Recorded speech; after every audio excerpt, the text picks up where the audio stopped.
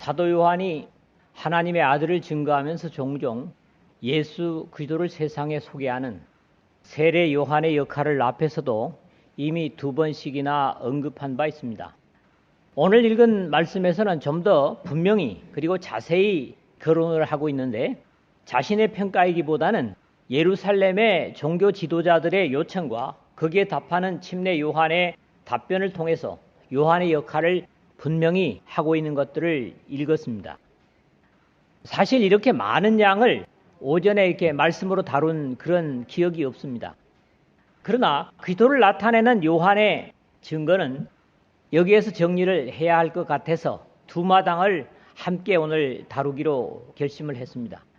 또 어떤 상황의 해설처럼 들려지기도 해서 지루할 수도 있겠지만은 이런 사실을 마음에 두고 이 말씀을 나눌 수 있었으면 합니다.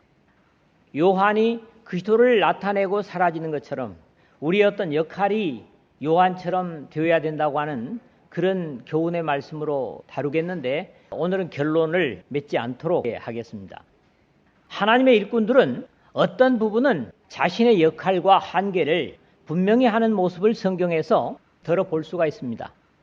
대표적인 예를 들면 아모스 선지자가 말하는 것을 봅니다. 자기가 목자고 뽕나무를 배양하는 사람인데 그런 가운데 자기를 불러다가 이스라엘 백성에게 하나님의 말씀을 전하게 했다, 이렇게 말씀을 하고 있죠. 무한하신 하나님의 영광과 위엄을 세상에 드러내야 하지만 하나님의 사용해 주심에도 불구하고 사람됨의 한계는 때로 하나님의 말씀을 전하고 나타나는 데 있어서 역시 한계를 느낌을 여기 요한처럼 저도 고백할 수밖에 없습니다. 어찌 보면 이러한 진실한 요한의 고백에도 불구하고 그가 지적하는 메시아이신 예수께서 오셨음에도 불구하고 그분의 맞음을 준비하지 못했고, 정작 오셨을 때는 감격하고 환영하지 못하고 오히려 배척하고 거절하는 것을 이스라엘 사람들 속에서 봅니다. 과연 왜 그랬을까 생각해 보면 그도 그럴 것이, 저들은 자신들이 알고 있는 성경을 통해서 이미 그리스도를 자신의 취향과 입장에 맞추어서 결정해 두었기 때문에 하나님의 뜻과 방법과 다른 그들의 취향에 맞지 않은 그리스도를 거절할 수밖에 없었음은 바울 사도가 자기 동족에 대한 로마서 9장에서부터 11장의 단식에서 이해해 볼 수가 있을 것 같습니다.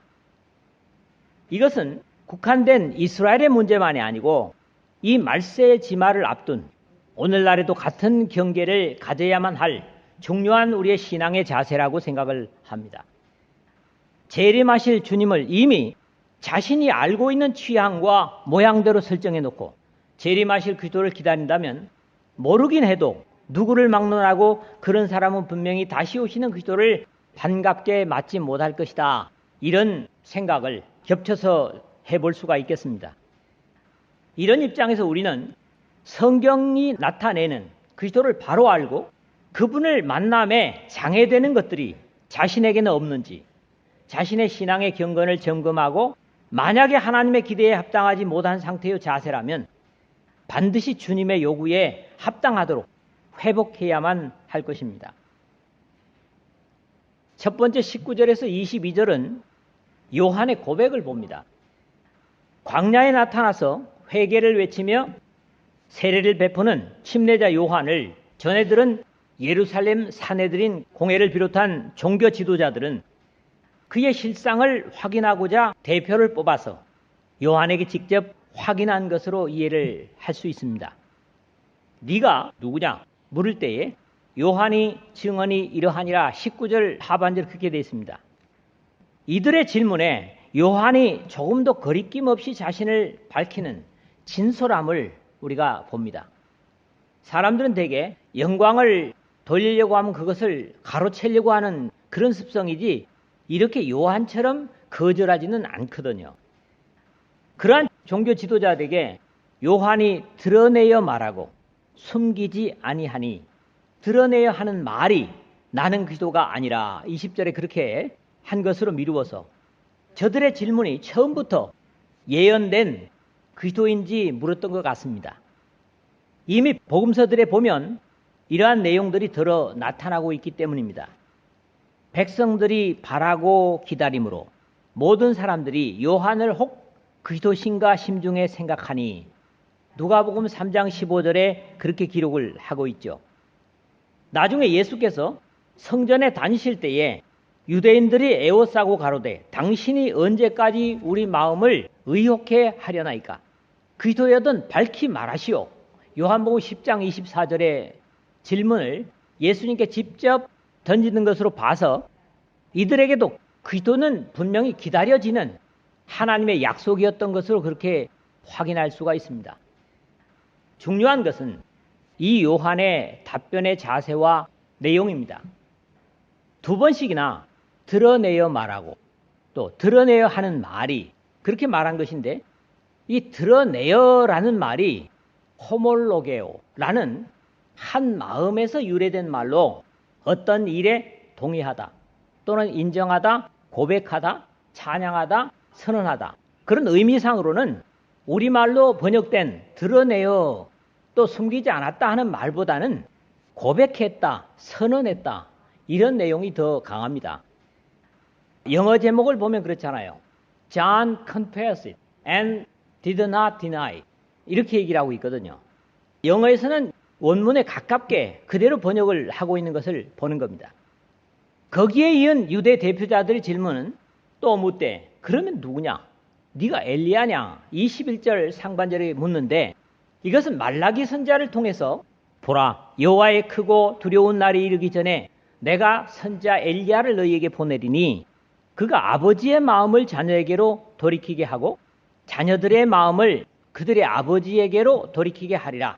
돌이키지 아니하면 두렵건대 내가 와서 저주로 그 땅을 칠까 하노라 하시니라 하는 말라기 4장 5절에서 6절의 말씀에 근거한 것으로 그리스도 이전에 반드시 엘리야와 같은 선지자를 보낼 것이라는 믿음 때문이었습니다.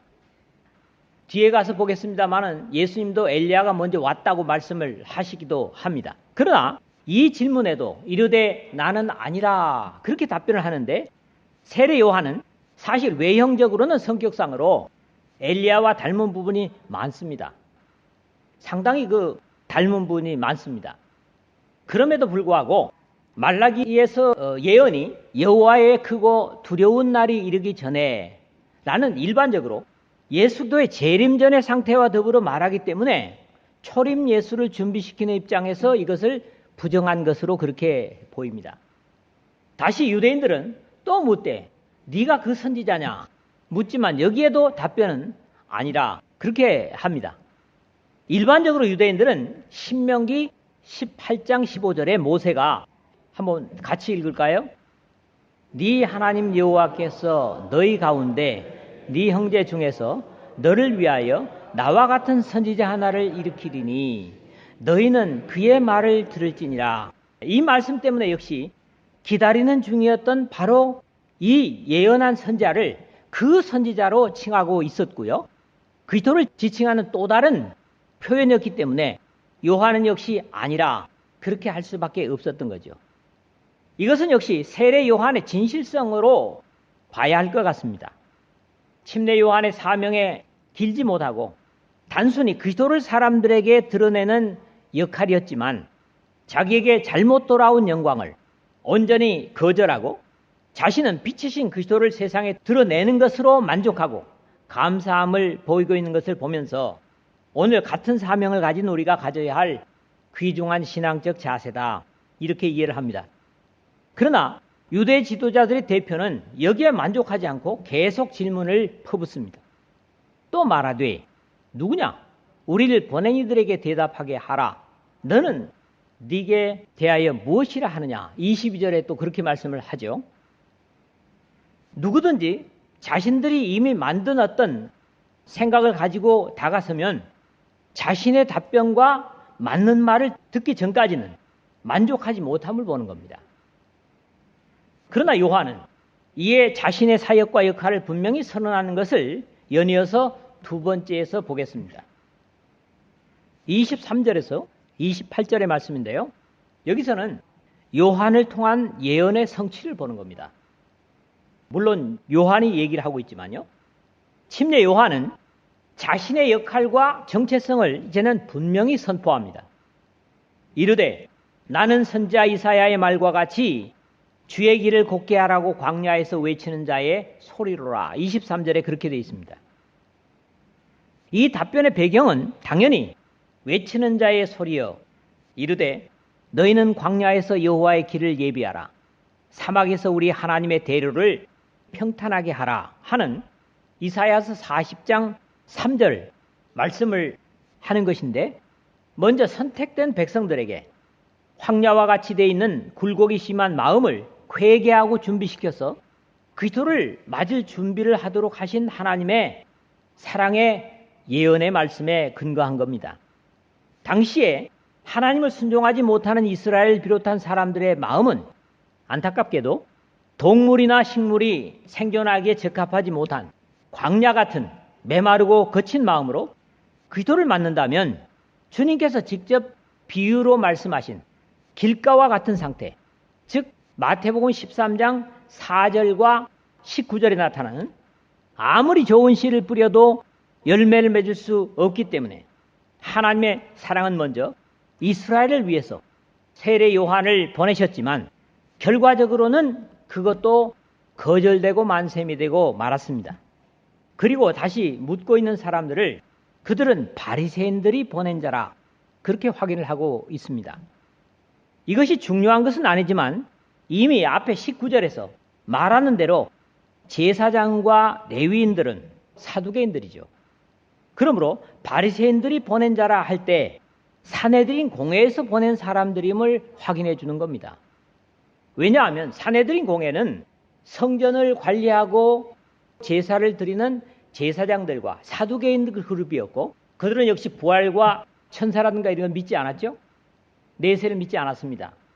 그와 반대로 바리새인들이 또 종교 축의 한 축을 담당하고 있었고, 이 두 그룹이 가지고 있는 게 바로 산헤드린 공회입니다. 그리고 산헤드린 공회는 반드시 수장을 사두개인에게서 뽑게 돼 있어요. 제사장 가문에서 뽑게 돼 있어요. 그렇기 때문에 바리새인들이 보낸 자라 하는 것은 앞에서 제사장들과 성전 관원들이 한 얘기나 이 얘기를 겹쳐서 본다면 이들이 공통적으로 대표로 뽑아서 보낸 사람이다. 이런 이해를 우리가 할 수 있습니다. 중요한 건 아니지만 성경을 참고하면서 그런 부분을 우리가 이해할 필요가 있습니다. 또 물어 이르되 네가 만일 그리스도도 아니요 엘리야도 아니요 그 선지자도 아닐진데 어찌하여 세례를 베푸느냐. 25절에 그렇게 말합니다. 이들의 질문이 이사야의 예언처럼 사람들의 마음을 평탄하게 하기 위해 회개를 당부하는 침례 요한의 세례는 정결 예식의 하나로 구약의 율법적으로도 그 말이죠. 오히려 합당한 것임에도 그리스도도 아니요 엘리야도 아니요 그 선지자도 아닐진데 어째서 세례를 주느냐. 이렇게 앞뒤가 맞지 않는 영적이지 못함을 드러내고 있는 겁니다. 마태복음에서 제자들이 물어 이르되 그러면 어찌하여 서기관들이 엘리야가 먼저 와야 하리라 하나이까. 17장 10절에서 질문을 하죠. 예수께서 대답하여 이르시되 엘리야가 과연 먼저 와서 모든 일을 회복하리라. 내가 너에게 말하노니 엘리야가 이미 왔으되 사람들이 알지 못하고 임의로 대우하였도다. 17장 11절에서 12절 상반절에 대화를 보면 이들은 역시 세례 요한도 믿지 않았음을 우리가 알 수 있습니다. 여기에 대한 요한의 답변이 나는 물로 세례를 베풀거니와 너희 가운데 너희가 알지 못하는 한 사람이 섰으니 곧 내 뒤에 오시는 그이라. 나는 그의 신발끈을 풀기도 감당하지 못하겠노라. 26절 27절 그렇게 말했는데 뒤에 가서 다시 설명이 되겠지만은 자신의 세례는 분명히 하늘로부터 주어진 것임을 의미하는 표현이기도 합니다. 나는 물로 세례를 베풀거니와 너희 가운데 너희가 알지 못하는 한 사람이 있었으니 26절에 그랬는데요.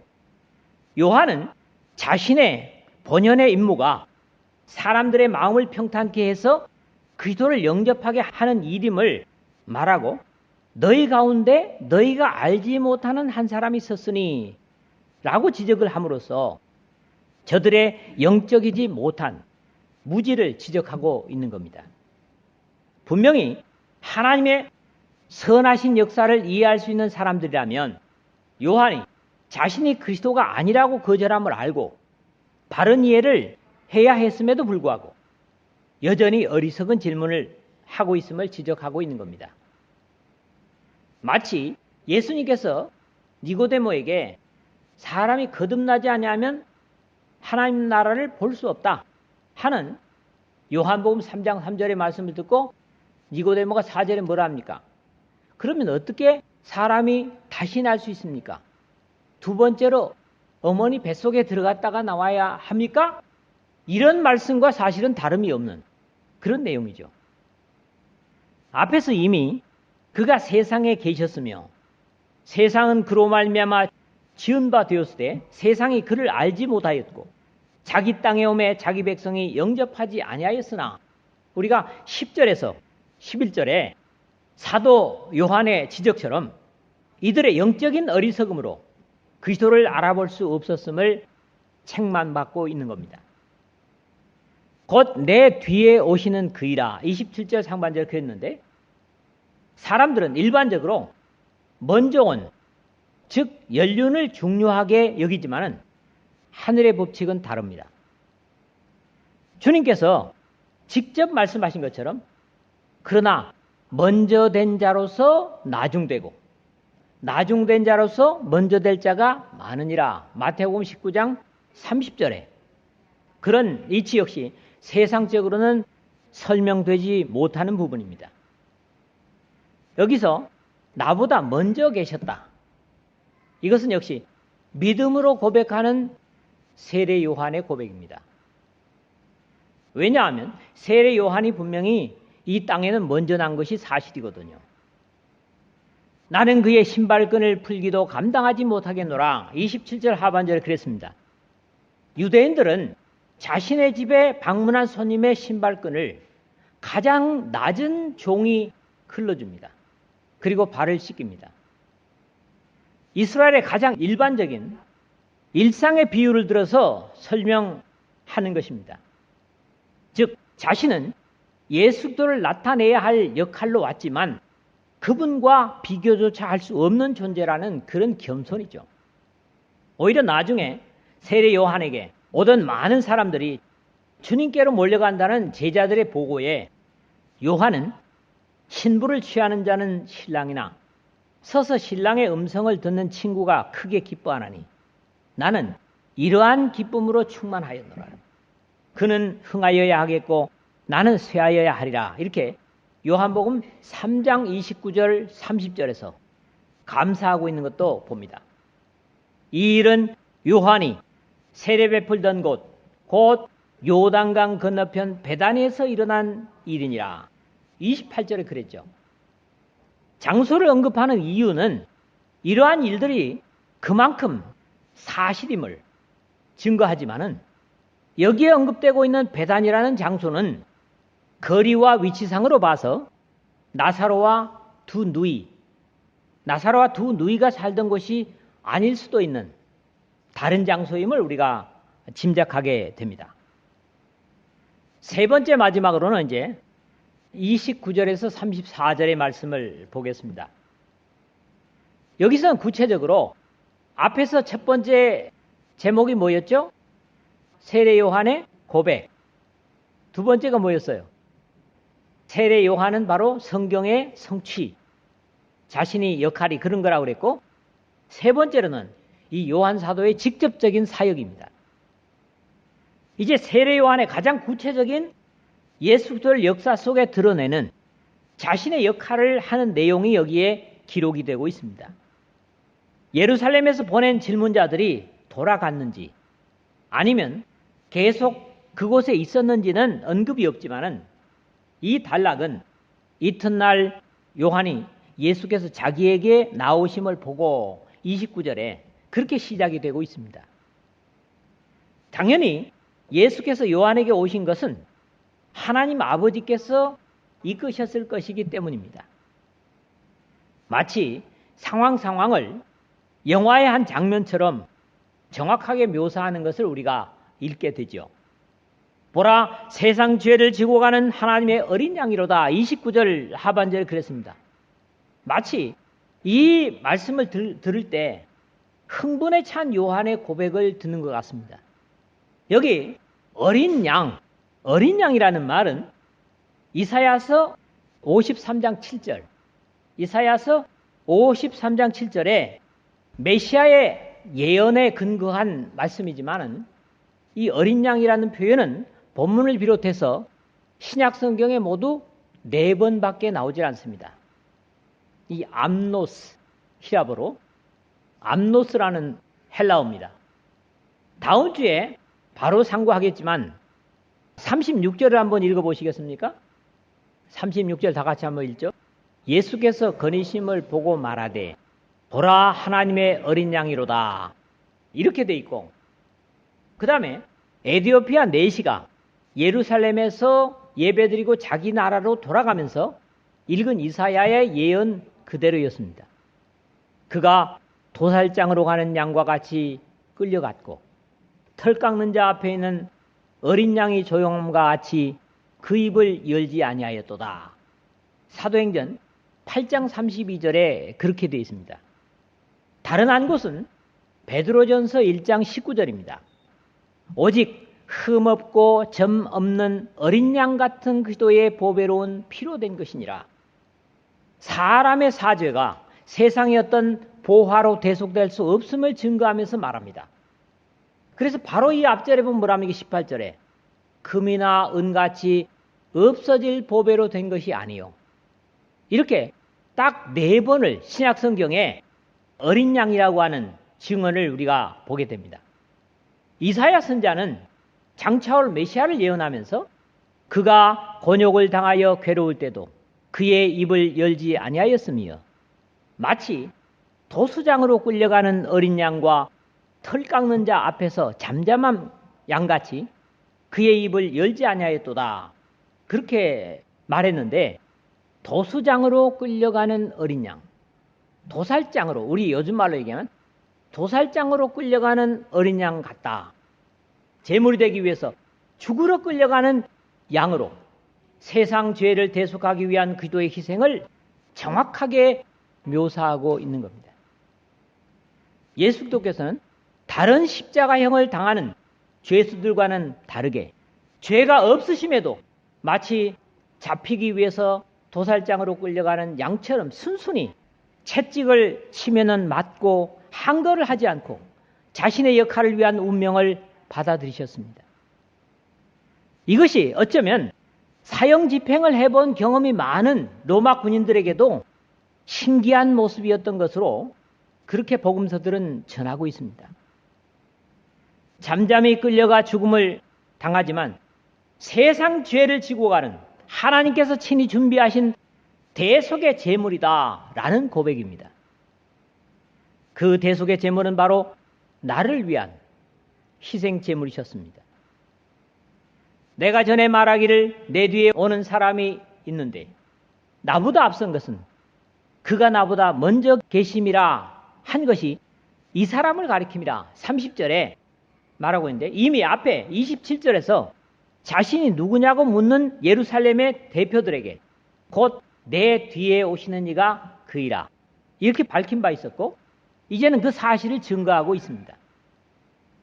다음으로 나타나는 긴 증거는 이 보라 세상 죄를 지고 가는 하나님의 어린 양이로다 29절 하반절에 선언하는 근거를 설명하고 있는 그런 말씀입니다. 먼저 31절에 나도 그를 알지 못하였으나 내가 와서 물로 세례를 베푸는 것은 그를 이스라엘에 나타내려 함이라 하니라. 31절에 그랬잖아요. 그를 이스라엘에 나타내려고 한다. 바로 세례 요한의 역할, 해야 될 일은 예수님을 이스라엘에 나타내기 위해서 내가 왔다.